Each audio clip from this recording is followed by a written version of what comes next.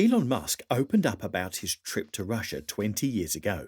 In 2002, going to the Russian rocket forces and saying, "I'd like to buy two of your biggest rockets. That's a lot." They thought I was crazy, but I did have the money, so that was okay, recalled Elon.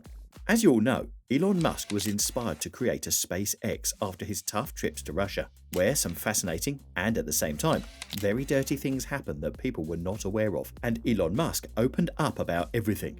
In 2001, Elon, with cash from his PayPal endeavors, decided to head into Russia to talk to Roscosmos, and his interest was in the means of propulsion.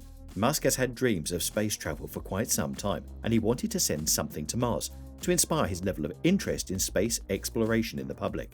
However, Musk hoped that the Russians, who had been winning the space race for the longest time, would give him a good price for these ICBMs. It didn't quite go that way.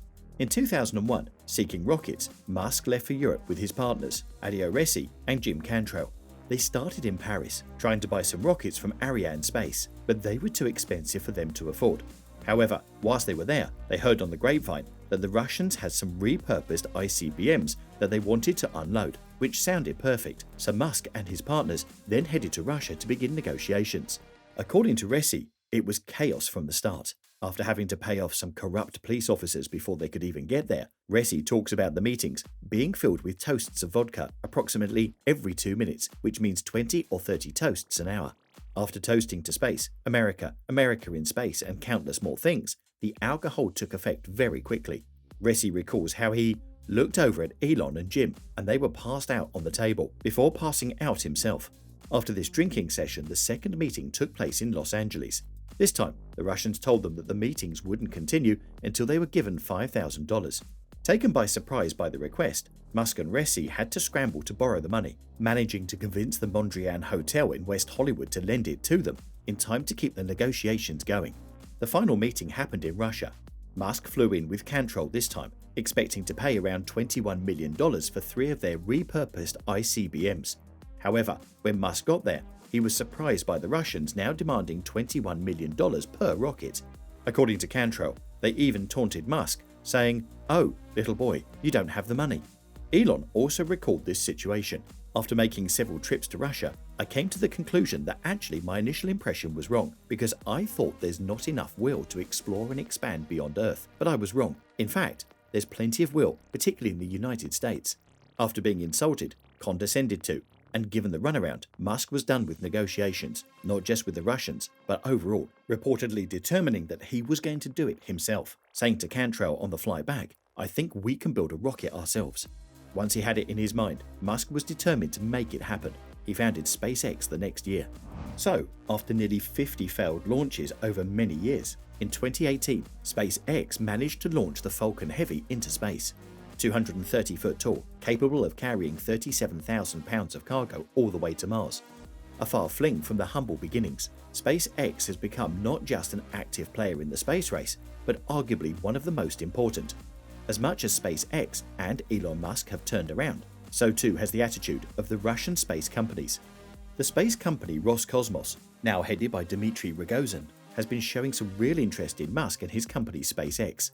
This year, Rogozin has invited Musk to his home to discuss space travel, universe exploration, and the possibility of life on other planets.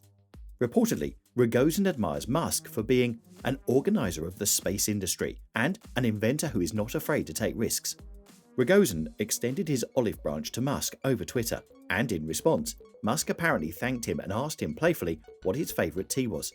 Rogozin replied with, "We could start with my grandmother's favorite blend," posting a picture of a box of 3 friendly elephants loose-leaf tea. Aside from Musk, Rogozin has been praising other billionaires like Jeff Bezos and Richard Branson, claiming that they are spending their money on things which benefit their respective societies, saying, "Our millionaires prefer to invest more in yachts rather than in spaceships." And maybe kids of current Russian millionaires will be much more wise creatures. This is quite the change of tone on the Russian space chief's part.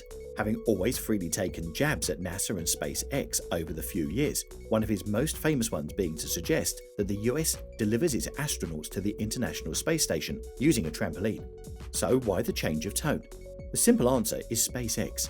Since the Soviet broke apart, the amount of effort being put into their space exploration attempts, which means that by proxy of having Musk in his country, his faltering space program would be more glorious.